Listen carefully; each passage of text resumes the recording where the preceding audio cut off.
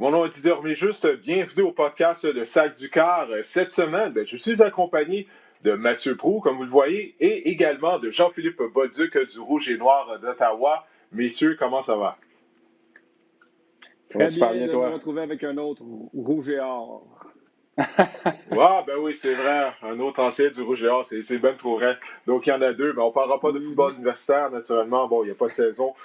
Comme on sait, on va faire un retour sur les matchs de la semaine 4 qui étaient présentés dimanche dans la NFL. Jean-Philippe va en faire 3 avec nous. Et à la fin de tout ça, bien sûr, on va également parler des deux matchs du lundi soir qui seront présentés sur les zones de RDS. Les Patriots de l'Angleterre qui vont affronter les Chiefs de Kansas City.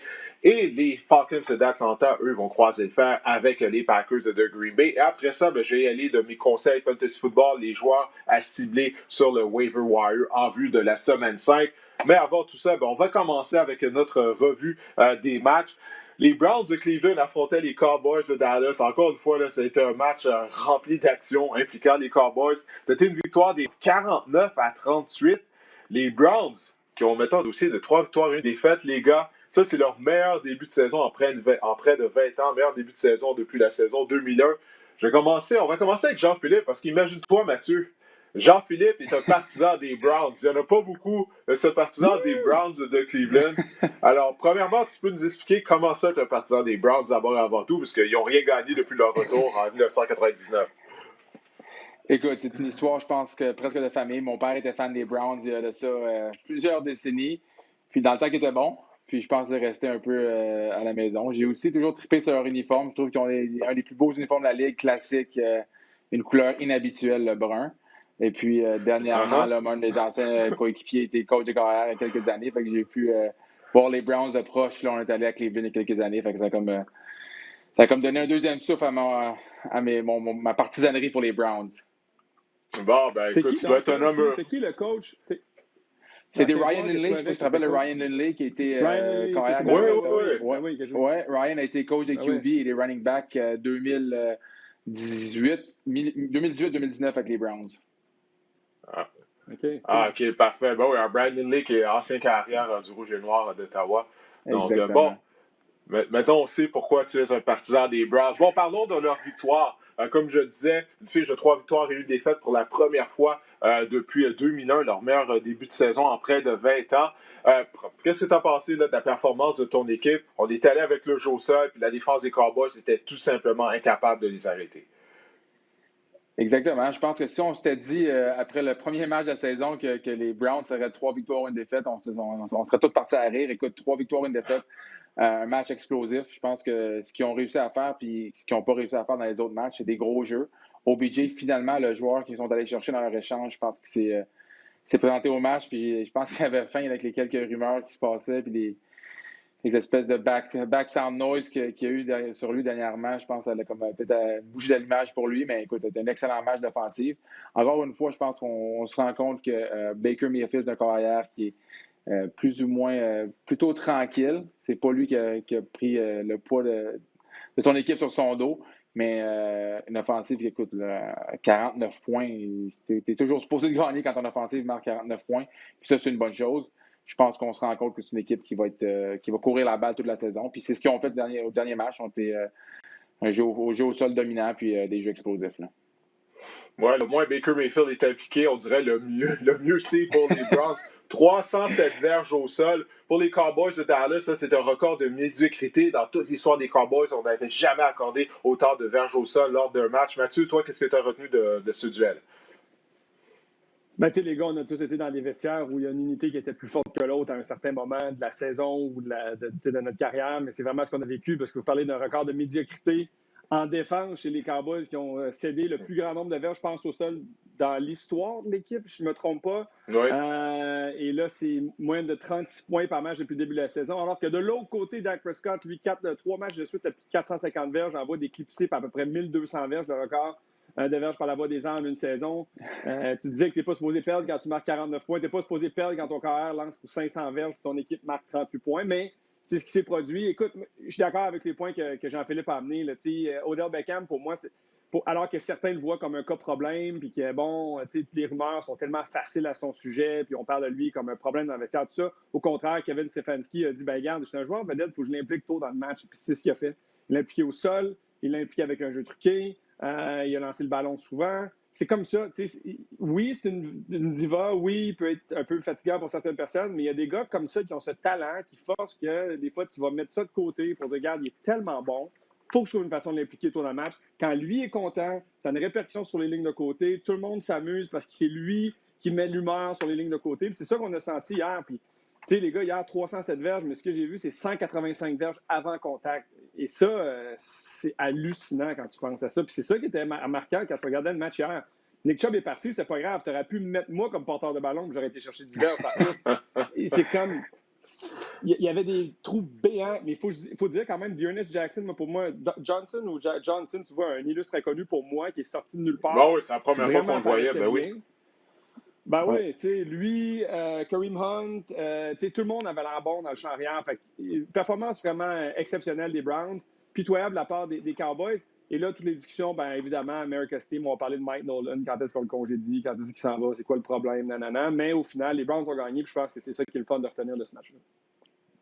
Ben écoute, les Cowboys sont chanceux là, de faire partie de la section Est de la nationale, la section la plus pourrie de la NFL. On va en parler tout à l'heure avec la victoire des Eagles. Les Eagles sont en tête de la section, imaginez. Puis hier, c'était leur première victoire de la saison. Mais j'ai aimé ce que tu as dit, Mathieu, à propos de Kevin Stefanski.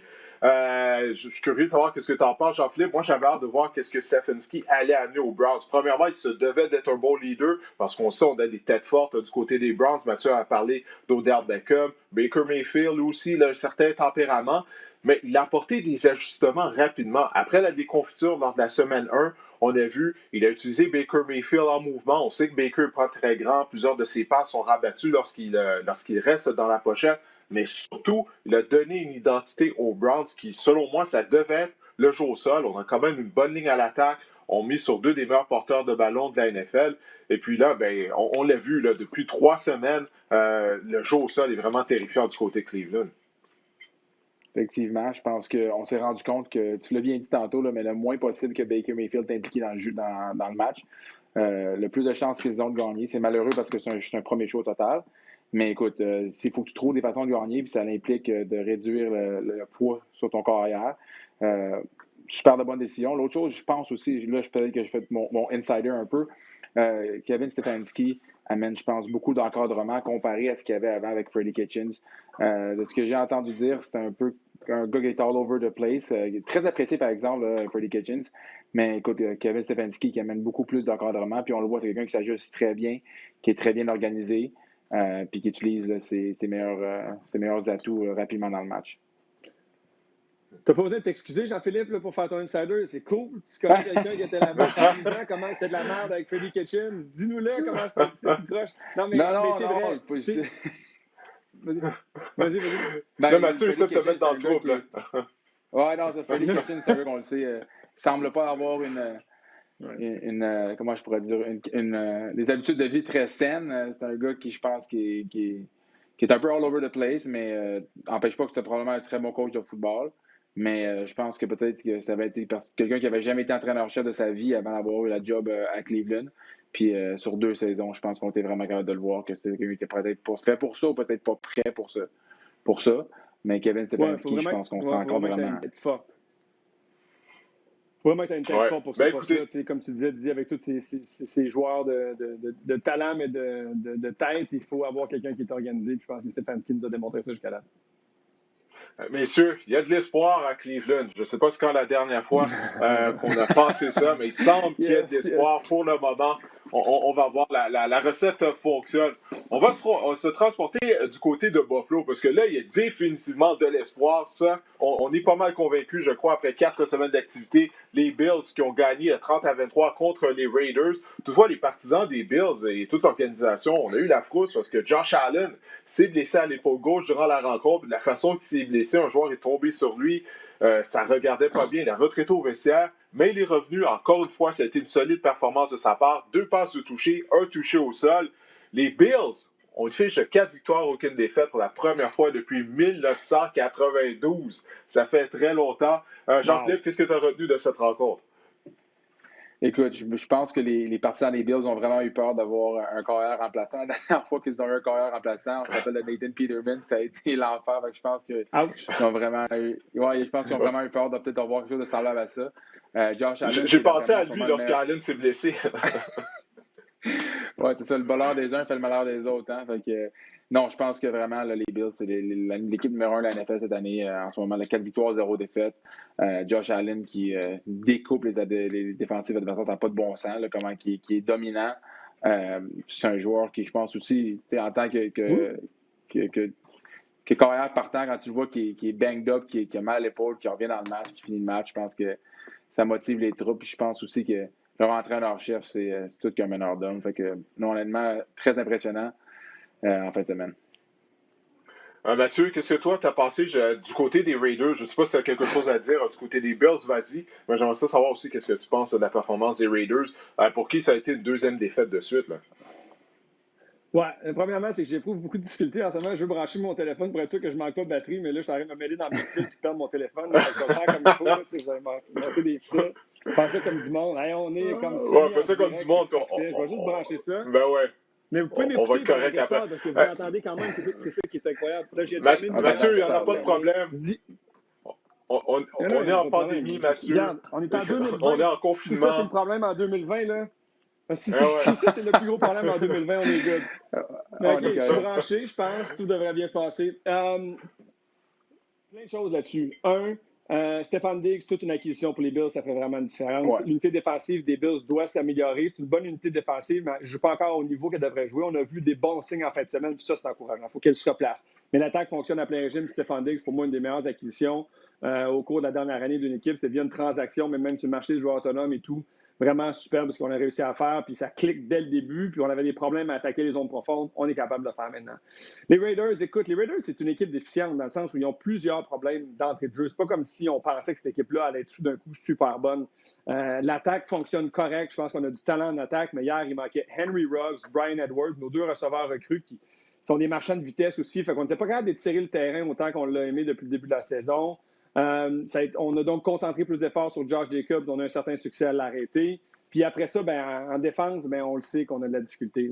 Ça n'a pas été évident. On a bien protégé Josh Allen. Quand tu n'es pas capable d'appliquer de la pression, c'est le gros problème des Raiders cette année, incapable de déranger les corps adverses. Si bien que je pense que c'est ce qui amène des comportements comme celui qu'on a vu de Arden Key. Quand il a plaqué Josh Allen, c'était inutile. Il s'est lancé comme un missile. Il allait tomber au sol. C'est le genre de jeu que tu ne veux pas voir. Dans une saison où tous les joueurs semblent tomber au combat puis se blessent, tu ne veux pas voir ce genre de tweet sauter, plonger après le jeu, tombe sur l'épaule de Josh Allen. Donc, c'est sûr que dans les meetings, eux autres, on sait comment ça se passe. Ils n'ont pas de pression, là, fait qu'ils sont gueulés après tous les jours, gueuler après, let's go, agressif, frappe, à chaque sifflet, on est jusqu'au bout. Ils sont juste pas capables pendant le sifflet, fait qu'ils le font un peu après, puis ça donne des résultats comme ça. Donc, mon évaluation des Raiders, c'est que c'est une équipe qui est en construction, mais c'est pas une équipe qui est encore là, ça, c'est sûr. Ils ont fait face à une équipe des Bills qui était vraiment supérieure à elle. Ouais, je pense que c'est vrai ce que tu dis à propos de Arden Key.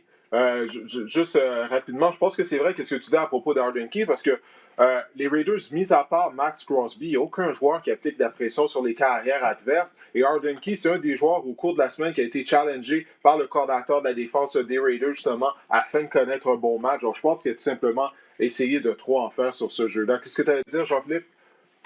J'allais dire l'autre chose que je trouve dommage, c'est pour Derek Carr, qui je pense que finalement avait peut-être pu reprendre un peu son air d'aller, 310 verges par la passe. Pas interception cette saison en 4 matchs, ce qui est vraiment, vraiment bien pour lui. Là, puis on donne vraiment une chance à notre équipe de gagner, mais une défensive déficiente, je crois, la tertiaire, qui est, je trouve qu'il ne crée pas de choses, les attrapés contestés sont souvent à fanfare de l'offensive. On l'a vu, le long jeu sur Eric Harris, le double move dans le post, puis le 5-6 verges en arrière. Là. Je trouve que, honnêtement, il leur manque pas mal de choses en défensive, puis les Bills ont vraiment su prendre avantage en fin de semaine. Ouais, je suis d'accord avec vous. Là, vraiment, Oui, vas-y, Mathieu, vas-y.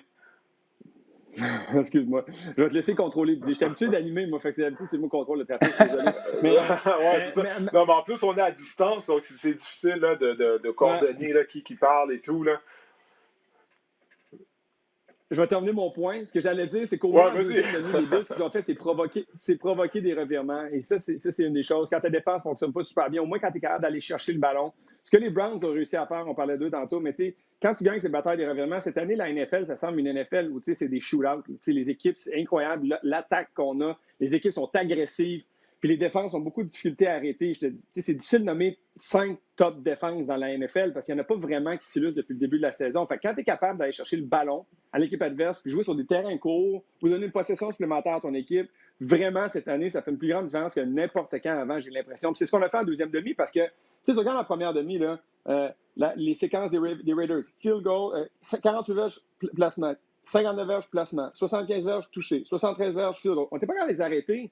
Puis c'est après ça qu'on a commencé à créer des revirements, puis que là, on a vraiment pris le contrôle du match. Donc, si on est capable de faire ça cette année, les équipes qui vont gagner cette fameuse bataille des revirements, je pense qu'en 2020, vont vraiment avoir plus de succès que les autres.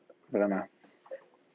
Ouais, puis du côté des Bills, j'aimerais voir aussi plus de pression sur les carrières adverses. S'il y a une faiblesse, je pense, du côté de la défense de Buffalo, c'est là, parce que par moment, Derek Carr, il avait beaucoup de temps afin de repérer ses receveurs de passe. Puis tu as mentionné, Mathieu, le nom d'Henry Ruggs. J'aimerais savoir l'attaque des Raiders avec Ruggs. On l'a presque pas vu depuis le début de la saison. Ça avait bien commencé lors de la première semaine d'activité. Il s'est blessé lors de ce match-là. Après ça, il a essayé de jouer avec sa blessure à un genou. Il n'était pas à 100%. Il est ultra rapide. Donc, j'espère qu'il va pouvoir revenir au jeu prochainement parce que je serais curieux de voir l'attaque de Las Vegas avec un Ruggs au sein de la formation. Donc, oui, dimanche soir, on en a parlé brièvement tout à l'heure, les Eagles de Philadelphie qui ont vaincu les 49ers par la marque de 25-20. Première victoire finalement cette saison pour les Eagles. C'est tout ce que ça prenait afin d'être au premier rang de la section Est de la nationale.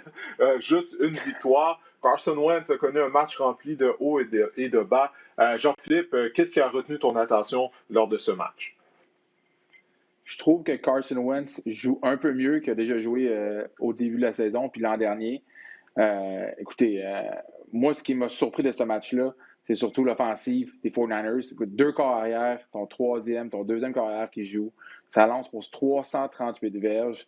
CJ Beathard, qui, si je ne me trompe pas, ça fait des années qu'il est avec l'équipe, rentre dans le match, 138 verges. Écoute, c'est sûr qu'ils n'ont pas gagné, mais c'est rassurant pour les 49ers qui ont tellement de joueurs blessés, qui sont quand même capables de marquer des points, faire avancer le ballon, puis on se rend compte que la chose est assez simple pour un commentateur offensif. Tu lances le ballon à George Kittle, puis ça règle bien des problèmes. Mais du côté des Eagles, excuse, Carson Wentz, je trouve un peu dans la même branche que Baker Mayfield. Je pense qu'il faut qu'il garde les choses simples, même très, très simples pour lui.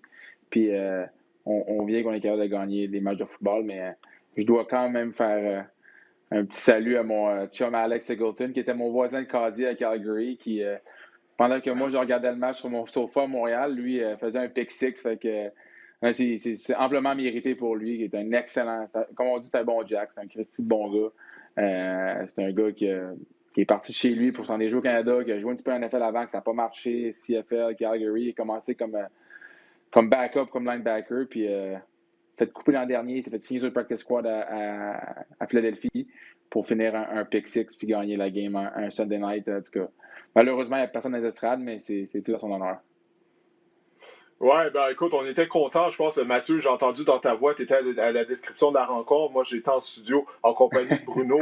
On était tous heureux de voir Singleton réussir l'interception. Premièrement, d'obtenir du temps de jeu. Puis là, lorsqu'il a réussi l'interception, il a retourné pour un toucher. On était tous heureux pour lui. Je pense qu'on a tous eu la chance de côtoyer durant son passage dans la Ligue canadienne. Moi, je l'ai interviewé à quelques reprises. C'est un gars qui est ultra sympathique. Puis c'est le fun de voir un ancien joueur vedette de la Ligue canadienne obtenir sa chance dans la NFL. Mais également de maximiser son opportunité. Puis là, c'est ce que Singleton, en tout cas, du moins, c'est ce qu'il a fait hier lorsque l'autre secondaire de ligne s'est blessé. Il a été envoyé dans la mêlée. Mathieu, qu'est-ce que tu as retenu de cette rencontre, de cette première victoire de la saison des Eagles? Ben, je seconde tous vos propos sur Alex Singleton. J'ai pas le choix juste d'au moins renchérir parce qu'effectivement, tu as vu la planète football canadienne sauter quand c'est arrivé parce qu'on est tous des fans de lui. C'est un super ambassadeur pour la Ligue. C'est un fichu de bon gars. Puis il réussit à faire ça avec. Tu vois, ses coéquipiers qui étaient contents pour lui aussi. Donc, tu sais, je sais qu'il n'est pas juste apprécié ici, mais là-bas. Fait que c'est bien le fun de voir ça. Puis ça a été les points gagnants finalement dans le match. Donc, Écoute, le Ouais. front défensif des Eagles, c'est la meilleure unité de cette formation. C'est elle qui a gagné le match. Elle a constamment dérangé Nick Mullins hier. Trent Williams, qui a bien joué depuis le début de la saison, a vraiment mal paru à plusieurs reprises hier, le bloqueur à gauche. Puis à droite, Mike McGlinchey aussi a mal paru à plusieurs reprises. En fin de match, on n'était plus capable de les arrêter. On a vu cette séquence de C.J. Beathard.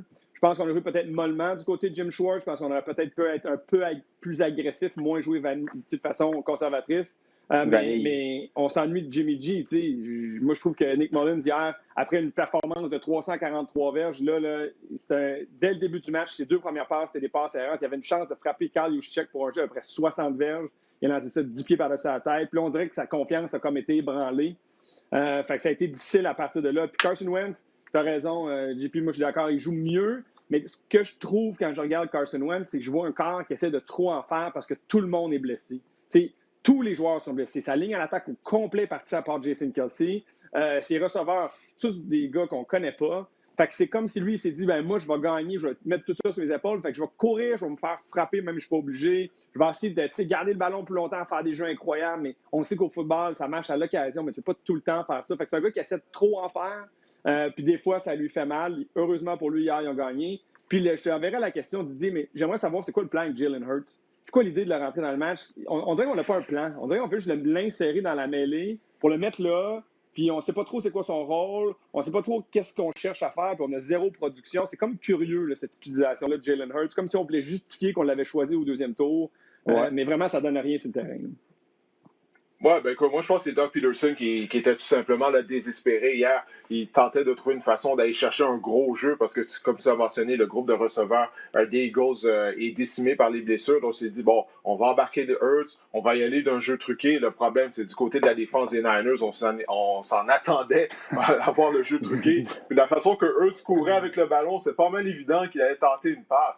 Mais pour en revenir à sa sélection, son repêchage en 2e ronde, moi, j'étais contre ça. Surtout qu'on a d'autres lacunes au sein de la formation des Eagles. Pourquoi pas utiliser ce choix de 2e ronde sur un receveur de passe, sur un joueur de ligne à l'attaque, n'importe quelle autre position. Puis même Jalen Hurts, je suis pas convaincu que même qu'il va devenir un bon carrière éventuellement. Puis s'il devient un bon carrière, ce sera probablement pas avec les Eagles parce qu'on mise déjà sur Carson Wentz. On l'a repêché pour faire de lui un Taysom Hill. OK, si tu veux avoir un Taysom Hill, un homme à tout faire au sein de ton attaque, repêché en 5e, 6e ronde, comme Hill a été repêché, mais tu ne repêches pas en 2e ronde. En tout cas, moi, je comprends vraiment pas ça, cette affaire-là de Jalen Hurts. Je sais pas qu'est-ce que tu en penses, toi, Jean-Philippe, en terminant. Je suis complètement d'accord avec toi. Écoute, choix de 2e ronde, on sait que les receveurs des Eagles sont pratiquement, malheureusement, inexistants. Je ne suis pas pour prendre la défense de Carson Wentz, mais dernièrement, j'ai lu une stat par rapport à ces 10 derniers receveurs. Ça fait quasiment pitié à qui lance le ballon. Quand tu regardes les autres équipes, il doit se demander pourquoi il ne joue pas quelque part d'autre. L'autre chose, c'est comme tu dis, écoute, un choix de 2e ronde, je comprends pas pourquoi tu repêches quelqu'un qui sensiblement aurait été encore présent au 4e, 5e, 6e tour. Puis, il y avait un gars disponible à Winnipeg, finalement, qui est allé à Arizona, mais tu aurais pu chercher un gars pour le minimum, Chris Trefler, qui, je pense, aurait fait probablement un aussi bon job pour le 5e de son prix. Là. Ben oui. Non, très, très bon point, très bon point. J'ai hâte de voir si on va voir Straveler avec les Cardinals éventuellement, mais avec Kyler Murray, déjà, on a déjà une double menace dans le champ arrière, la position de carrière. Bon, ben écoute, Jean-Philippe, on a fait le tour des 3 matchs qu'on allait faire avec toi déjà. Ça a passé rapidement. J'espère que tu as aimé ta visite au podcast Le Sac du Cœur. Ben oui, merci. J'espère avoir peut-être le droit à une autre invitation. Sur ça, les boys, bonne fin de journée. Bon, ben salut Jean-Philippe. Et oui, certainement, tu seras réinvité. OK, bye-bye les gars. Salut. Alors, Mathieu, bon, on va poursuivre notre revue des matchs. On va y aller avec le duel qui mettra aux prises les Bengals de Cincinnati qui ont gagné 33-25 face aux Jaguars de Jacksonville. Première victoire en carrière pour Joe Burrow. Il est devenu le premier carrière recrue à connaître 3 matchs consécutifs en ayant amassé plus de 300 verges par la passe. Grosse performance de la part de Joe Mixon, 151 verges au sol. Il a inscrit 2 touchés par la voie terrestre, 1 par la voie des airs. Alors finalement, Zach Taylor est allé d'un choix de jeu équilibré, 36 passes, 34 courses du côté de l'attaque des Bengals. Parce que selon moi, c'est ce qui manquait. Là, on ne peut pas demander à chaque semaine à Joe Burrow de passer le ballon 50, 60 fois, surtout ce qu'on met sur, c'est probablement la pire ligne à l'attaque de la NFL. Ouais, écoute, tu frappes dans le mille. On a gagné parce qu'on a donné le ballon à Joe Mixon, qui est le meilleur joueur sur le terrain pour les Bengals. Donc, Joe Burrow a tous les éléments, puis on le voit, il a tous les attributs pour devenir un grand carrière dans un bon système, avec quelqu'un qui le coach comme il faut. Tout ça, c'est vraiment un premier choix au repêchage. C'est pas un carrière que tu regardes et tu dis, il y a des éléments, peut-être va devenir. Non, il l'est, ça. Il va être un très, très bon carrière dans la NFL. On l'a vu par ses performances, mais c'est comme si Zach Taylor est en amour. Il s'est dit, hey, j'ai Joe Burrow, c'est le joueur par excellence au football universitaire. Il faut que je l'utilise. J'ai en amour avec, puis je vais lui donner le ballon sans arrêt, parce que c'est lui qui va me faire gagner. Il ne faut pas t'oublier, il y a une période d'adaptation toujours. Même si c'est déjà un pro, il faut que tu lui donnes le temps. Tu ne peux pas demander à Joe Burrow de lancer 50 passes, comme tu disais, par match. Donc, il faut vraiment que tu sois équilibré. Il faut que tu donnes un break à Joe Burrow. Puis tu l'as dit, il faut que tu donnes un break à ta ligne à l'attaque aussi, qui va être en protection de passe 50 fois par match. Puis on abandonnait régulièrement la course, alors qu'on était quand même, quand tu regardes l'ensemble des matchs, j'ai pas fait le tour là, avant qu'on se parle, mais me semble. C'était des matchs serrés, on n'a pas été déclassés. On est. Ben non, on est dans les matchs à chaque semaine, mais c'est comme si on se dit, le football NFL en 2020, c'est par la passe, fait qu'on fait ça. Non, t'as peu, tu sais. Concentre-toi sur ce que ton équipe fait bien, donne de l'aide à ton jeune corps, c'est ça qu'il a fallu faire, c'est ça qui a donné une première victoire aux Bengals. S'ils étaient un peu mieux en défense, parce que c'est vraiment, je pense, leur point de faiblesse, ils ont vraiment une mauvaise unité défensive. Si on était un peu mieux en défense, ben on aurait peut-être une victoire ou deux plus. Tu regardes le premier match contre les Chargers en début de saison, ils auraient peut-être gagné ce match-là. Fait qu'ils ont été dans le coup. Fait que moi, je trouve que c'est quand même encourageant, c'est une belle victoire, c'est un beau moment. Puis ce que j'ai appris, je ne sais pas si tu as lu ça aussi à quelque part, mais Joe Burrow, on lui a remis le ballon de match comme sa première victoire. Il a pris le ballon, puis il l'a mis dans le sac de ballon avec tous les autres ballons, en disant, regarde, c'est un ballon comme un autre, puis on a besoin de bons ballons pour jouer, puis je le mets là, puis c'est pas plus important. C'est des petites anecdotes comme ça qui font que tu vois des choses, c'est des joueurs où tu sais, OK, eux, ils ont la valeur, où ils mettent l'importance aux bonnes choses. Puis c'est pas un ballon de match qui va faire Joe Burrow, c'est une carrière qu'il cherche. C'est pas un événement ou des souvenirs qu'il cherche. Lui veut bâtir un héritage. Fait que vraiment, c'est le fun de voir ça. Écoute, je ne veux pas te donner une tape dans le dos, mais je vais le faire quand même. Souviens-toi, c'est genre au mois d'octobre, c'était tôt durant la saison l'année passée quand j'avais dit je pense que Joe Burrow sera le premier joueur sélectionné du repêchage, même si Tua était là et il connaissait une bonne saison avec le Crimson Tide d'Alabama, mais je l'avais vu jouer avec LSU, puis j'étais comme wow, hey, le gars est vraiment précis, il est mobile, capable d'acheter du temps. Il a beaucoup aimé de la part de Joe Burrow jusqu'à présent. J'espère que là, les Bengals, comme tu dis, on va continuer avec l'équilibre de Joe Sol, qu'on ne va pas bousiller sa carrière comme les Jets sont en train de le faire avec Sam Darnold. Du côté des Jaguars, il y a eu de bonnes choses. La recrue Laviska Shenault a connu un bon match également, mais bon, aussi on parle de reconstruction du côté de Jacksonville, comme c'est le cas à Cincinnati. Si tu le permets, on passe à un autre match, à moins que tu tiennes à tout prix à parler des Jaguars. Non. Juste dire que quand DJ Shark est là, c'est pas pareil. Quand DJ Shark est là, c'est pas pareil. C'est ce que je veux dire. Oui. C'est vraiment une différente équipe avec le receveur de la formation. Le match contre les Dolphins qu'on a présenté jeudi soir dernier, il a vraiment manqué à l'attaque des Jaguars de Jacksonville. Puisque j'avais regardé le match de la semaine précédente contre les Titans. Sa présence change complètement l'attaque des Jaguars. Puis on l'a vu hier également face aux Bengals. Alors, il y a du bon jeune talent quand même à Jacksonville. Maintenant, les Saints ont gagné 35-29 contre les Lions. Pour Détroit, Mathieu, écoute la statistique, je ne sais pas si tu l'as vu, c'est une 6e défaite de suite après avoir mené par 10 points ou plus. On menait 14-0, puis on a finalement perdu 35-29. C'est du pareil au même du côté des Lions. Bon match à part de Drew Brees. Bon, Drew Brees est comme rendu une carrière controversée là maintenant. Parce qu'il semble qu'il joue bien, mais là, on lui reproche toujours de ne pas tenter des longues passes. On se dit, OK, pendant combien de temps ça peut fonctionner de cette façon-là? Mais dans l'ensemble, il joue du football gagnant. Il n'est pas victime de revirements, ce qui est toujours des choses de carrière. Pour moi, écoute, je pense qu'on en a peut-être trop mis depuis le début de la saison sur le cas de Drew Brees. Je ne sais pas qu'est-ce que tu en penses et qu'est-ce que tu as pensé du match. Ouais, puis je vais même m'impliquer là-dedans parce que j'ai été un de ceux qui était très critique à son égard. Puis c'est peut-être parce que. Puis, tu sais, on nous montre ces statistiques-là à chaque début d'année. Oui, mais la distance des passes voyagées de Drew Brees, c'est pas long, c'est comme ça qu'il contrôle. Mais en même temps, tu aimerais ça voir ton corps étirer un peu le terrain, ce qu'il n'a pas fait depuis le début de la saison. Il lançait, ce que j'ai vu comme chiffre, c'est que 3% de ses passes depuis le début de la saison avaient voyagé plus de 20 verges.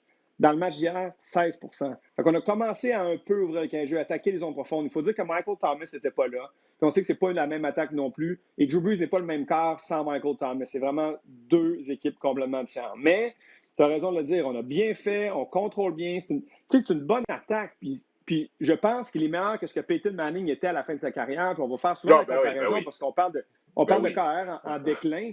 Mais tu sais, Peyton Manning a rendu de fiers services aux Broncos, a même gagné un Super Bowl grâce à sa tête. Puis Drew Brees a la tête, puis il a encore plus de bras que Manning. Fait que je pense qu'il a les outils. Il y a un Alvin Kamara qui est en feu. Puis même si on tire de l'arrière, on est capable de revenir. Regarde les possessions. Première possession, interception. Après ça, 75 verges touchés, 80 verges touchés, 80 verges touchés, 34 verges touchés, 75 verges touchés.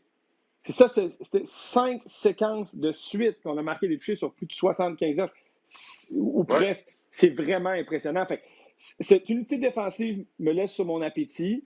Je pense qu'elle doit s'améliorer puis commencer à élever son niveau de jeu, mais il y a encore beaucoup d'absents de ce côté-là aussi. Fait que ça fait mal aux Saints de la Nouvelle-Orléans. Puis pour les Lions, je vais juste terminer là-dessus, mais tu veux perdre ta job comme entraîneur-chef dans la NFL, perds des avances. C'est la meilleure façon, parce que ça, c'est le coaching. C'est directement lié au coaching, ta stratégie de jeu, comment tu vas gérer le match, comment tu vas sélectionner tes jeux, tant en attaque qu'en défense, comment tu vas gérer tes unités spéciales ou les choix que tu vas faire pour y aller en quatrième essai ou non. Bref, Matt Patricia, c'est un gros zéro dans ce domaine-là depuis qu'il est en place. Puis c'est comme ça que je pense qu'il va ultimement perdre son emploi. Là, ils sont en bail. Est-ce qu'on veut faire un changement là? On l'aurait peut-être annoncé déjà aujourd'hui. Si on était pour faire ça, je ne sais pas. Mais, ça pourrait se passer. Mais tu sais, je pensais à ça hier, au cours des dernières semaines, on a parlé du cas de Matt Patricia, Adam Gase, Dan Quinn, quand est-ce qu'ils vont être congédiés. Mais avec la situation de la pandémie, je me demande pas si ça va peut-être avoir un impact. Peut-être les équipes vont dire, regarde, c'est du quoi, on va juste finir la saison, puis on va les congédier une fois que la saison sera terminée. Parce que est-ce que tu veux vraiment amener du changement présentement? Il y a beaucoup d'incertitudes, tout ça. Je ne sais pas, peut-être que ça rentre dans l'équation de tout ce qui se passe là, au sein des équipes. C'est quoi? J'y avais pas pensé, parce que je pense juste aux résultats des équipes. On pense à la COVID pour tout dans la vie, mais je n'avais pas pensé à la COVID pour ça, puis tu as 100% raison. Je suis sûr que c'est un impact majeur. Personnellement, tu ne veux pas d'incertitude, tu veux juste une certaine stabilité, tu veux garder le navire le plus droit possible, puis il y a tellement d'incertitudes que probablement que ça va sauver l'emploi pendant la saison. Beaucoup d'entraîneurs qui auraient été congédiés autrement. Puis aussi, il faut souligner que même dans ce cas-ci, là, les Saints ont eu une peur. La veille du match, on a eu un faux positif. On a réveillé les joueurs pendant la nuit pour leur passer des tests, pour finalement trouver que c'est un faux positif. Donc, tu sais, on a des frousses là, toutes les semaines. Voilà. Effectivement, que ça pourrait peut-être sauver certains entraîneurs. Oui, puis juste en conclusion de cette rencontre-là, pour en revenir à Drew Brees, idéalement, tu aimerais ça avoir une carrière qui force la défense adverse à défendre le terrain au complet. On s'entend d'avoir un gros bras. Matthew Stafford, il a un gros bras, il est capable d'en décocher des longs passes, il le fait à toutes les semaines. Mais la prise de décision, surtout pour un vétéran comme Matthew Stafford, hier c'était 14-14. Les Lions avaient l'occasion de reprendre l'avance qu'ils avaient perdue. Stafford est victime d'une interception dans la zone des buts. Ça ne peut pas arriver, ça, Matthew Stafford. Je m'excuse. Les Saints ont repris le ballon, justement, une séquence de 9 jeux, 80 verges. Ça s'est terminé par le toucher de Tre'Quan Smith. Ça, les Saints ont maintenu l'avance. Donne-moi Drew Brees qui ne va pas nécessairement forcer la défense adverse à défendre tout le terrain en raison de son bras qui est plus faible qu'il ne l'a été. Je vais prendre Drew Brees comparativement à Matthew Stafford qui, lui, te force à défendre le terrain, mais la prise de décision, surtout pour un carrière vétéran, laisse toujours à désirer. Tu ne peux pas gagner en étant victime d'un revirement dans la zone des buts. On s'entend là-dessus. Drew Brees, lui, continue de bien protéger le ballon. Bon, assez parlé de Saints contre Lyon.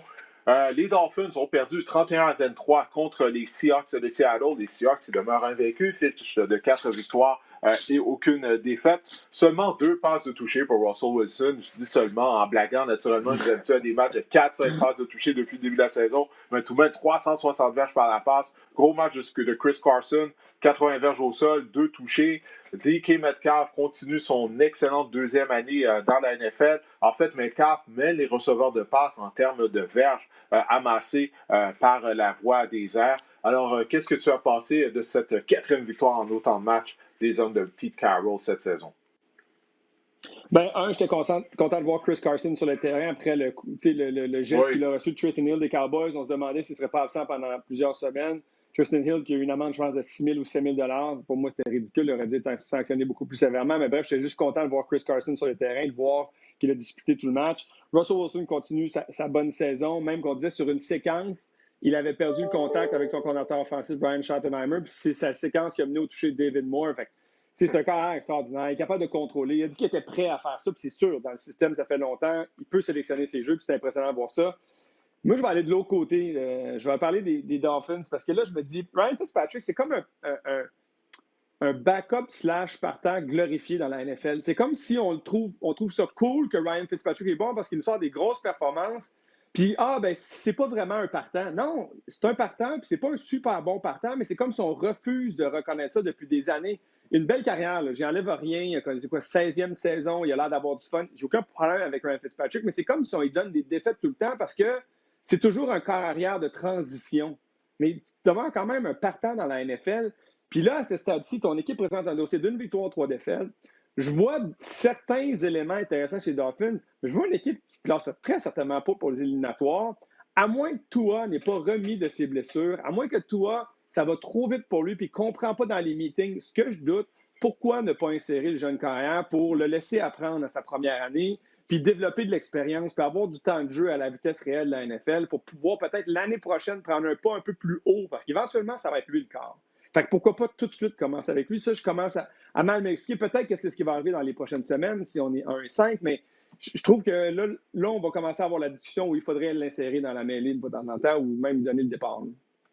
Je crois que c'est vraiment juste une question de temps là, avant que Tua obtienne un départ pour les Dolphins de Miami. Mais du côté des Dolphins, je pense qu'on prône la patience. On sait que Tua a un historique de blessures. C'est la raison pour laquelle, il a chuté entre guillemets. Il a quand même été un choix du top 5, là, mais on pensait peut-être qu'il allait être le tout premier joueur sélectionné. Mais je pense tout simplement, écoute, ça fait longtemps ta recherche de carrière. Là, depuis Dan Marino, là, qu'on cherche une carrière du côté des Dolphins. Fait que Tua, c'est comme ça, on le met là, dans du papier bulle. On veut vraiment s'assurer qu'il soit à 100%. Mais je pense qu'on va le voir. On vient de terminer le premier quart de la saison. Quand même, Fitzpatrick joue bien depuis le début de la saison. Donc, je crois que réellement, du côté des Dolphins, on réalise qu'on ne va pas participer aux éliminatoires. On veut juste s'assurer que Tua soit fin prêt lorsqu'on va l'envoyer dans la mêlée. Puis quand ça va être le cas, de lui donner du temps de jeu, j'ai hâte de voir qu'est-ce qu'il va faire. Parce que jusqu'à présent, les carrières recrues, que ce soit Burrow, Justin Herbert, nous en mettent plein la vue. Puis Tua est très, très talentueux. Alors, non. Je pense que on prône la passion du côté des Dolphins. C'est une question de temps, Mathieu. C'est pas est-ce que Tua va obtenir du temps de jeu, c'est juste quand est-ce qu'il va obtenir du temps de jeu. Sois patient, tu vas le voir en uniforme. Sois patient. Maintenant, écoute, on parle de carrière recrue, on va parler du vétéran des vétérans à la position de carrière. Je parle bien sûr de Tom Brady, âgé de 43 ans. Hier, Brady a complété 5 passes de toucher dans une victoire des Bucs, 38-31, contre les Chargers. Mais ça avait mal commencé. Brady avait été victime d'une interception qui a été retournée pour un toucher. Non seulement ça, les Chargers ont pris l'avance 24-7. Puis là, on a revu le bon vieux Tom Brady qui est en mesure de ramener son équipe dans le match, de l'emporter. Qu'est-ce que tu as pensé de la performance de Brady et des Bucs? Sans Chris Godwin, sans Leonard Fournette, tu as perdu Mike Evans pour une partie du match. O.J. Howard a quitté la rencontre aussi. Et on a très mal commencé, puis après ça, on a rebondi. Donc, juste pour toute cette adversité auquel on a fait face, puis c'est ce qui a forcé Bruce Arians à dire après le match, si c'était l'an passé, on se serait fait planter puis botter le cul par 20 points si c'était l'année passée. Alors, on a vraiment changé la culture. Puis quand on parle de culture gagnante, pour la raison pour laquelle on a amené Brady, c'était justement ça. C'est pour permettre à l'équipe de croire pendant 60 minutes, de croire tout au long de la saison. Et c'est ce qui a permis hier de faire à son équipe. Moi, c'est vraiment ce que j'ai senti. L'autre chose, c'est que, on parlait de Drew Brees, on a parlé de Peyton Manning. Quand on voit les passes que Tom Brady décoche, on ne sent pas un bras qui est en déclin. On sent un bras qui va quand même assez bien. On sent une belle vélocité sur ses passes. On le sent distribuer le ballon à tout le monde. Tu sais, Drew Brees sans Michael Thomas, c'est pas pareil, mais Tom Brady, ça fait des années qu'il travaille avec un groupe de receveurs, mis à part Julian Edelman, qui n'est pas très talentueux. Donc, il réussit à faire produire tous ces gars-là. Et c'est ce qu'on a vu hier. Donc, tu sais, moi, je trouve ça vraiment encourageant. On savait que ça prendrait un certain temps d'adaptation pour les Buccaneers. On semble avoir trouvé un peu notre rythme. On a des hauts et des bas dans les matchs, des passes qui... Moi, je trouve que c'était une mauvaise passe de Brady. On l'a vu jaser avec son receveur après son pick six, mais je trouvais que c'était juste une passe derrière son receveur. Le timing n'était pas là. Moi, je le mets sur les épaules de Brady. Peut-être que c'est pas le cas. Évidemment, on n'est pas dans le caucus. On ne sait pas exactement ce qui se passe. Mais c'est une mauvaise passe. C'est comme son interception retournée pour un toucher contre les Saints dans la première semaine. C'est une mauvaise passe. Exact. Fait qu'au final, je trouve juste qu'il a bien rebondi. Je trouve qu'il a joué une performance, je ne vais pas dire extraordinaire, mais vraiment une très bonne performance. Et lui, il veut jouer jusqu'à l'âge de 45 ans. Et puis à 43, ben, pour l'instant, je ne te dirai pas ma réponse parce que je te pose la question ce soir à la mi-temps pour notre segment Vérité ou Fiction, mais est-ce qu'il va jouer jusqu'à 45 ans? Peut-être. Peut-être. Peut-être. On va voir. Mais comme je disais, on vient juste de finir le premier quart de la saison. Il reste 3 autres Ouais. quarts à la saison. C'est long. De quoi son bras va avoir l'air rendu au mois de décembre, on verra. Mais au moins, il n'aura pas à jouer dans le froid de la région de Boston, Ouais. comme c'est le cas lorsqu'il jouait pour les Patriots. Mais non, on va voir. Mais c'était une bonne performance de sa part. Tu as parlé de Mike Evans qui était blessé, c'est ce que j'ai noté. Écoute, il jouait sur un pied, on le voyait, il boitait entre les jeux, mais il a continué de se battre, continué à réussir des attrapés contestés. C'est vraiment tout à son honneur. Puis ma dernière note sur ce match, j'ai écrit c'est dommage pour Tyrod. C'est dommage pour Tyrod, mais Ouais. Herbert nous démontre qu'il est prêt à jouer. Là. Il a vraiment été solide hier. Il développe de la chimie avec Keenan Allen. Puis Herbert a vraiment une combinaison. Il est calme, il est robuste même. On voit quand les secondaires de ligne arrivent pour le plaquer, c'est eux qui tombent. Il possède un bras puissant. C'est un bon athlète. Regarde, c'est dommage que c'est arrivé à Tyrod. Je ne sais pas si on va devoir le dédommager du côté des Chargers pour ce qui est arrivé avec le médecin qui lui a perforé un poumon. Mais Johnson et Herbert est là pour rester. Là. Je pense que ça, c'est vraiment évident, là, selon moi. Ouais. Alors Ouais, maintenant, on va y 100% d'accord. aller. C'est vraiment impressionnant. Oui. Alors, regarde, si tu veux bien, on va y aller avec la victoire des Ravens rapidement parce que, bon, il n'y a pas grand-chose à dire du côté de ce match-là, je crois. Ça a été un gain de 31-17 pour Baltimore. On a rebondi à la suite de notre défaite contre les Chiefs la semaine dernière. Un joueur qui a rebondi et qui devait rebondir, c'est l'ailier rapproché Mark Andrews. Tu t'en souviens, lundi soir dernier, mon Dieu, il a échappé au moins 2 passes. Connaissait vraiment pas un bon match contre les Chiefs. Ben là, 3 réceptions, 57 verges et 2 touchés. Pour une des cibles favorites de Lamar Jackson. Lamar, 2 passes de toucher, un touché au sol, qui a été une course de 50 verges. Alors, qu'est-ce que tu as pensé de cette rencontre? Ça s'est déroulé pas mal comme on le pensait, là, naturellement. Ouais, j'aurais peut-être espéré une correction un peu plus sévère de la part des Ravens, même s'ils n'ont jamais été. Non, mais tu sais, même s'ils n'ont pas été tu sais, on les a sentis en contrôle tout le match, mais tu viens de te faire battre par les Chiefs. Tu es une équipe qui prétend à te rendre au Super Bowl. Quand tu fais face à un adversaire qui est vraiment plus faible, c'est vraiment ce que j'ai l'impression que Washington est une équipe plus faible. Ouais. Tu dois jouer à ton niveau. Et hier, ben, on n'a pas exactement eu ça du côté des Ravens. C'est une victoire, je leur enlève rien. C'est une équipe de la NFL contre qui ils se sont présentés. Ils ont des bons joueurs de ce côté-là aussi. Mais j'aurais pensé qu'on aurait peut-être eu un peu plus de succès que ce qu'on a eu. Pas grand-chose à part ça dans ce match-là parce que le résultat est celui qu'on pensait. Là, les questions commencent au sujet de Dwayne Haskins, mais en réalité, il n'y a pas grand joueur autour de lui. C'est pas vraiment que de sa faute. Et Mathieu, bon, on sait que l'entraîneur-chef de Washington, Ron Rivera, combat un cancer également. Puis il y a eu un moment touchant là, avant la rencontre. Oui, ben on a vu justement 400 personnes de ses proches, des anciens collègues, la famille, des amis, là, faire le Coach's Corner. On a vu là, ces cartons avec leur visage dessus. On appelait ça le Coach's Corner pour dire qu'on était là pour le supporter. Donc, c'est vraiment beau, mais puis je trouve ça courageux et tout, mais en même temps, je me demande, est-ce qu'il ne devrait pas juste se concentrer sur ton état de santé parce que il a besoin d'aide, semble-t-il, pour rentrer au vestiaire, pour s'appuyer sur du monde. À un moment donné, je trouve ça courageux, mais à un moment donné, il faut aussi que tu penses à ta santé avant tout. Puis je suis pas sûr que ça aide la santé de quelqu'un que d'avoir le stress qui vient avec gérer une équipe de sport professionnel. Donc, bref, c'est une parenthèse, mais je trouvais ça quand même beau de voir tout le support qu'il recevait. Oui, absolument, absolument. Puis on espère là, que Ron Rivera sera en mesure justement de gagner sa bataille avec ce cancer dont il souffre. On va y aller maintenant de la victoire des Panthers 31-21 contre les Cardinals de l'Arizona. Ça a été une deuxième victoire de suite pour les Panthers. Les Panthers ont un dossier égal à 500, Mathieu, alors que pour l'Arizona, ben, ça a été une deuxième défaite consécutive. Est-ce qu'il y a quelque chose qui a retenu ton attention dans ce match-là? Moi, j'ai été déçu de la performance des Cardinals. Un peu déçu des Cards. On mise beaucoup sur DeAndre Hopkins. Si ça ne fonctionne pas, l'attaque fonctionne moins bien. Et de l'autre côté, ben moi, c'est une équipe que je voyais progresser tout au long de la saison, les Panthers. Puis peut-être vers la fin de l'année, commencer à brouiller les cartes, mais dès le début de la saison, ils commencent une équipe intéressante à jouer, à regarder jouer, bien coachée. Plus de 400 verges d'attaque, 30 premiers jeux. Donc, on a vraiment contrôlé le tempo de la rencontre. Puis j'ai beaucoup aimé ce que j'ai vu de Teddy Bridgewater. Je trouve que c'est une équipe qui est justement bien menée, puis ça paraît sur le terrain. Ouais, du côté des Cardinals d'Arizona, pas beaucoup d'attaques au sol, là, vraiment pas beaucoup. Mis à part que Kyler Murray, leur meneur pour les verges au sol depuis le début de la saison, il a complété 3 passes de toucher en passant, mais c'est vraiment difficile au sol. Kenyon Drake, 13 courses pour 35 verges seulement. Alors, on est unidimensionnel du côté de l'Arizona, donc ça aide vraiment pas les choses, puis ça fait en sorte que la défense se retrouve très souvent sur le terrain. Il y avait un duel qui mettait aux prises deux équipes qui avaient des fiches d'aucune victoire et 3 revers.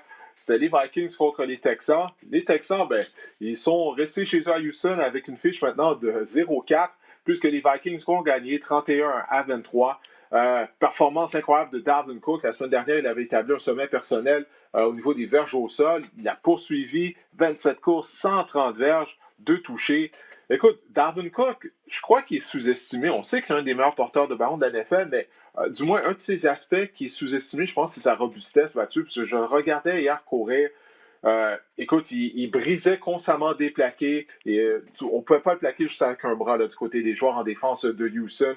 Il était vraiment solide sur ses jambes. On sait qu'il est un bon receveur en sortant de champ arrière. Il est bon à champ ouvert. Mais moi, il m'a impressionné par sa robustesse hier contre les Texans de Houston. Il a vraiment démontré qu'il est un porteur de ballon complet. Oui, je pense qu'il est sous-estimé parce que malheureusement, il est par des blessures depuis plusieurs saisons, ce qui fait qu'il n'y a pas nécessairement toutes les répétitions et tous les matchs qu'il devrait avoir pour peut-être atteindre les sommets statistiques qui forcent la reconnaissance des gens. Mais tu as effectivement raison, excessivement rapide, on le sait, capable de frapper le coup de circuit. Puis hier, tu as raison de souligner ça aussi, brisait beaucoup de plaqués. Mais le problème, c'est qu'on joue contre les Texans de Houston qui sont vraiment mauvais en défense, puis vraiment lents en défense. C'est ce qu'on voit, là, tu sais.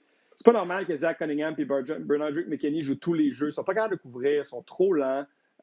Et c'est ce que ça donne. Donc, les Texans n'ont pas créé un revirement en défense cette année. Pas un. Tu peux pas gagner en Là, c'est 2020 dans la incroyable. NFL après un quart de saison si tu n'as pas un revirement.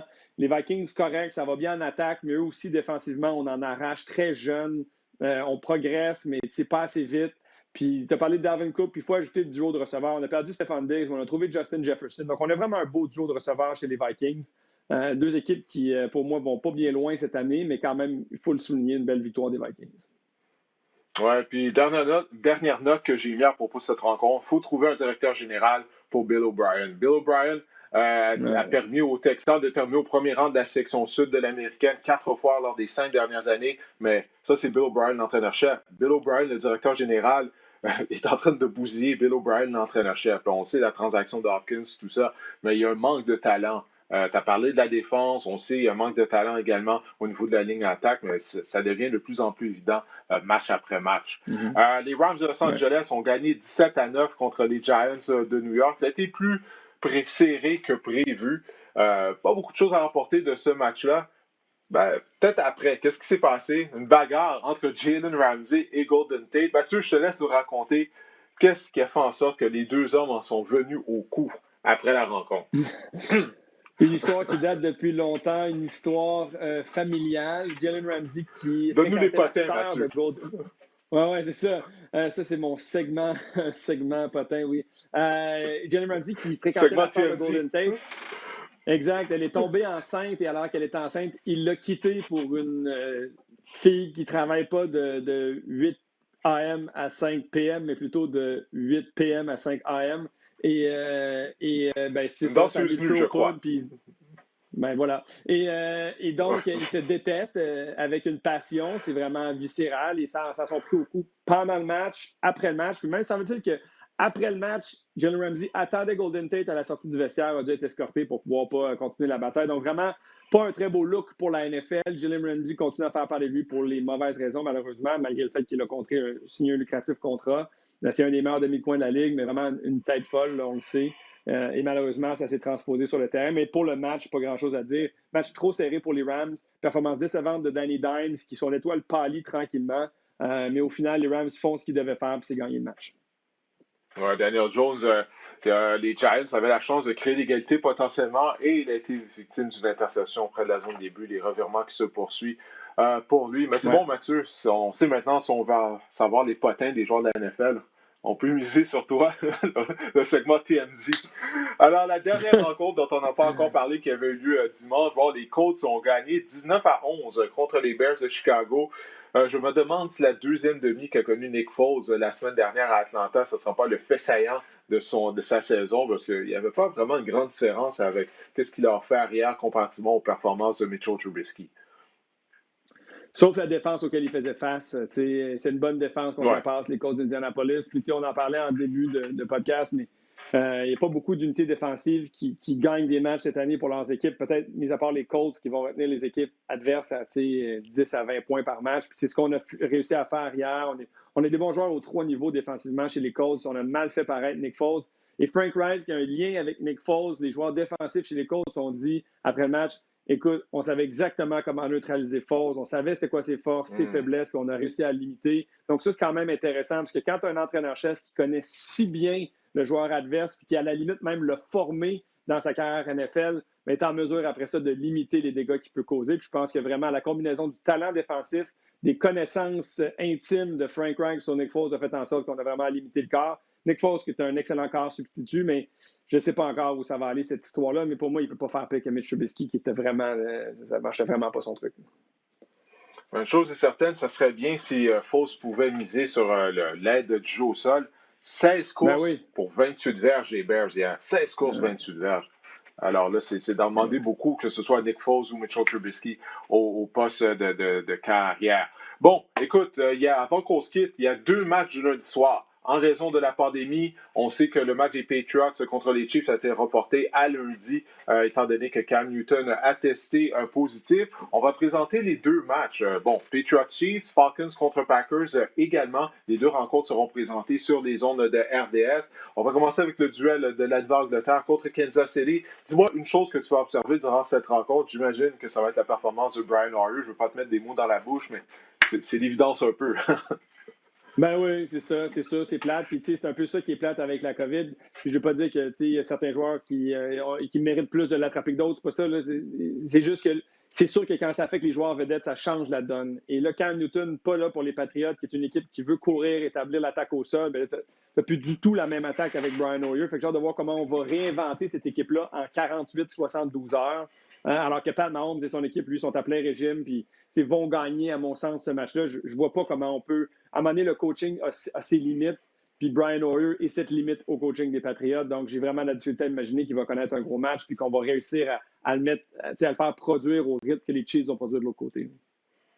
Ouais, c'est vraiment un gros défi pour Bill Belichick et Josh McDaniels. Et par surcroît, c'est contre les champions en titre du Super Bowl. Ben ouais. Alors, du côté des Patriots, on peut peut-être se croiser les doigts, espérer que justement les Chiefs vont les prendre à la légère, étant donné qu'ils vont se présenter au Arrowhead Stadium avec Brian Hoyer au poste de quart. Mais j'en doute, moi aussi, je suis d'accord avec toi. Ouais. Dans la deuxième rencontre qui sera présentée ce soir, les Falcons vont rendre visite aux Packers. Atlanta est toujours en recherche d'une première victoire cette saison. On va pas revenir sur les déconfitures auxquelles on a assisté à Atlanta depuis le début de la saison. Mais du côté des Packers, Alan Lazard va être absent pour les prochaines semaines en raison d'une blessure aux abdominaux. Il a été opéré et la présence de Davante Adams est toujours incertaine. Donc, on n'a pas d'ennui, on n'a pas de misère à marquer des points depuis le début de la saison à Green Bay, mais est-ce que ça va se poursuivre ce soir face à la mauvaise défense des Falcons? Mais si Adams et Lazard ne sont pas là, est-ce que juste Aaron Rodgers, ça va être suffisant? Oui, ben, je pense qu'on a confirmé qu'Adam ne serait pas là. D'ailleurs, c'est lui qui l'a confirmé sur Twitter, puis il a retiré son tweet plus tard. Mais il l'a effacé. Il ne voulait pas voir ouais. la mèche. Fait qu'il l'a effacé. Fait que je pense que l'organisation dit hey, comment, donne-nous une chance. Fait que, donc, je pense pas qu'ils vont être là. Puis c'est ça qu'on va surveiller. Moi, je veux continuer à voir la saison d'Aaron Rodgers. Pour moi, les Falcons, c'est terminé. De toute façon, leur saison, on oublie ça, on n'y pense même plus. Alors, je vais vraiment me concentrer sur les Packers, voir qu'est-ce qu'ils sont en mesure de faire. Ça tombe bien de faire ça d'arriver contre les Falcons, une équipe quand même généreuse défensivement. Donc, je pense qu'Aaron Rodgers va connaître du succès. Mais c'est un excellent match pour mettre Aaron Jones en valeur et l'utiliser amplement. On sait qu'on a ce monstre à 2 têtes avec les 2 Aaron chez les Packers. Je pense que c'est un match tout désigné pour Jones dans celui-ci. Alors, c'est ce qu'on va regarder ce soir. Oui, surtout que la défense des Falcons, on sait, elle en arrache vraiment capable d'arrêter la passe et la course. Alors, ça laisse pas, il ne reste plus vraiment d'autres options de bouger le ballon. Là. Bon, ben parfait, Mathieu. Écoute, je vais te laisser aller te préparer justement pour les 2 matchs. On va se revoir en studio ce soir. Merci de nous avoir consacré 1 heure de ton temps afin de participer au podcast. Plaisir, Didier. Bon fantasy, puis on se reparle tantôt. Parfait, salut là. Alors, comme Mathieu vient de dire, je vais y aller maintenant de mes conseils Fantasy Football en vue de la 5e semaine d'activité du calendrier de la NFL. On va commencer avec le porteur de ballon des Chargers, Joshua Kelly. Je voulais recommander au cours des dernières semaines, mais là, encore plus, si Kelly est disponible dans votre ligue, je vous conseille fortement d'aller chercher parce que Austin Eckler a subi une blessure, s'est blessé un genou et aux ischio-jambiers. Il va être absent pendant plusieurs semaines. Alors ça ouvre la porte à Josh Kelly afin qu'il soit encore plus utilisé au sein de l'attaque des Chargers. Et il y a également Justin Jackson, qui lui sera maintenant le demi à l'attaque numéro 2. Justin Jackson, on l'a vu connaître des succès en relève au cours des dernières années. Donc, Joshua Kelly et Justin Jackson, ça vaut la peine d'aller les chercher si vous avez un besoin à la position de demi à l'attaque. Prochaine rencontre des Chargers, ça va être contre les Saints, les Jets, les Dolphins et les Jaguars. Alors, ce calendrier relativement facile. Josh Kelly et Justin Jackson devraient avoir des opportunités justement de courir avec succès avec le ballon. Un autre porteur de ballon que je vous recommande d'aller chercher, Mathieu a mentionné son nom, D'Ernest Johnson des Browns de Cleveland, est arrivé de nulle part hier lorsque Nick Chubb s'est blessé. Et qu'est-ce qu'il a fait? 13 courses, 95 verges. Il a même été plus productif au sol que Kareem Hunt. Alors, si Nick Chubb continue de s'absenter, je crois que du côté de Kevin Stefanski, on va continuer d'utiliser deux porteurs de ballon parce qu'on veut vraiment courir afin d'alléger la charge de travail sur les épaules de Baker Mayfield. Alors, Johnson, selon moi, va continuer de l'utiliser avec Kareem Hunt. Il a montré vraiment de belles choses contre les Cowboys. Et les deux prochaines rencontres, toutefois, des Browns, ça risque d'être difficile contre les Colts et les Steelers, deux excellentes défenses par contre. Un autre porteur de ballon que je vous conseille d'aller chercher, c'est Chase Edmonds des Cardinals de l'Arizona. J'en parlais tout à l'heure, les Cardinals, on a beaucoup d'ennuis pour courir avec le ballon depuis le début de la saison. Ça a mal été pour Kenyon Drake dimanche. Drake qui est décevant. On avait de bonnes attentes du côté de Kenyon Drake au niveau du fantasy football parce qu'il avait bien terminé la saison 2019, mais il n'a vraiment pas repris là où il avait laissé. Alors, Jason Edmonds a connu du succès l'année dernière, justement lorsque Drake s'était blessé. Alors, Jason Edmonds, moi, j'irai chercher, je regarderai sur mon banc si jamais, du côté de Cliff Kingsbury, les Cardinals, on décide justement d'en faire le partant, parce que je crois vraiment que c'est possible qu'on y ait de changement à la position de porteur de ballon du côté des Cardinals d'Arizona. Et contre les Panthers, Edmonds a quand même amassé 40 verges d'attaque et il a inscrit un touché. Receveur que je vous conseille d'aller chercher, c'est Christian Kirk des Cardinals de l'Arizona. Bon, on sait, DeAndre Hopkins est le receveur numéro 1, mais on lui porte beaucoup d'attention. Et Kirk, c'est un joueur talentueux. Il avait été un choix de deuxième ronde il y a quelques années. Il a été ciblé 5 fois lors de la rencontre de dimanche. Il a inscrit un touché. Prochain match des Cardinals, calendrier encore une fois relativement facile pour l'attaque des Cardinals. On va jouer contre les Jets qui sont pourris.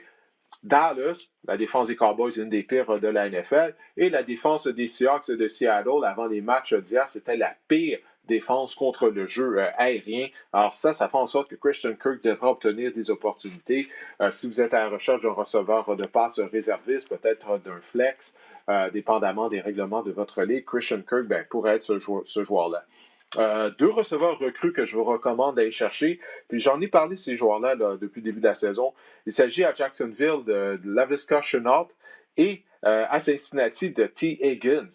Shenault a amassé 86 verges par la passe.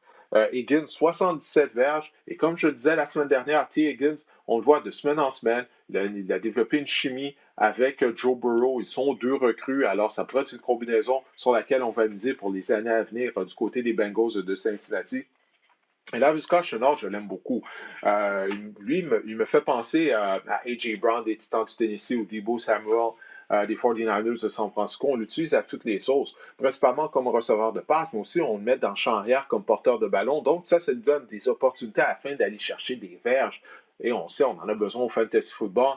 Alors, Laviska Shenault, je crois, ça vaut la peine de l'avoir sur votre banc. Et c'est la même chose également pour T. Higgins. On sait que les bails vont commencer les semaines de congé. Alors, vous allez avoir besoin de joueurs afin de remplacer vos partants dans votre formation. Ces deux gars-là pourraient potentiellement vous dépanner pour une semaine. L'idée rapprochée, Austin Hooper des Browns de Cleveland. Les Browns ont mis sous contrat Hooper durant la saison morte. On lui a donné un gros contrat. On n'a pas utilisé beaucoup depuis le début de la saison, bien qu'habituellement, Kevin Stefanski aime lancer le ballon, aime utiliser un système dans lequel on lance le ballon aux ailiers rapprochés. Bien, finalement, il a été ciblé contre les Cowboys. 5 réceptions, bonnes pour 34 verges et un touché du côté de Austin Hooper. S'il est disponible dans votre ligue, allez le chercher. Absolument, surtout si vous n'êtes pas satisfait de la performance de votre ailier rapproché. Hooper, on sait qu'il est un joueur talentueux. C'est une question de lui donner des opportunités. Puis là, j'ai l'impression que ça commence. Stefanski, il connaît bien son personnel à Cleveland. Puis là, il commence à mettre certains joueurs en évidence. Il l'a fait avec Odell Beckham. Il utilise bien le jeu au sol. Là, le moment est venu d'utiliser plus souvent Austin Hooper. J'ai l'impression que c'est ce qui se passe présentement à Cleveland. Dernier joueur que je vous recommande d'aller chercher, c'est le receveur de passe des Packers de Green Bay, Marcus Valdez-Scantling, s'il est disponible dans votre ligue. Parce que comme je viens d'en parler il y a quelques minutes avec Mathieu, et bien du côté des Packers de Green Bay, Alan Lazard va être absent pendant plusieurs semaines en raison d'une blessure aux muscles abdominaux.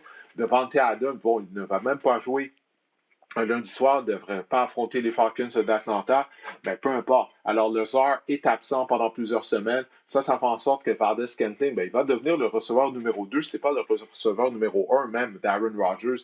Si jamais Adams n'est pas en mesure de revenir au jeu, alors allez chercher, il est mis sur un des meilleures carrières de la NFL. Il va produire Valdez Scantling par la force des choses. Alors ça conclut mes conseils Fantasy Football et ça conclut également cet épisode du podcast Le Sac du Cœur. J'espère que ça vous a plu. Je vous remercie de télécharger le podcast et de prendre le temps de l'écouter à toutes les semaines. Allez, on se reparle la semaine prochaine.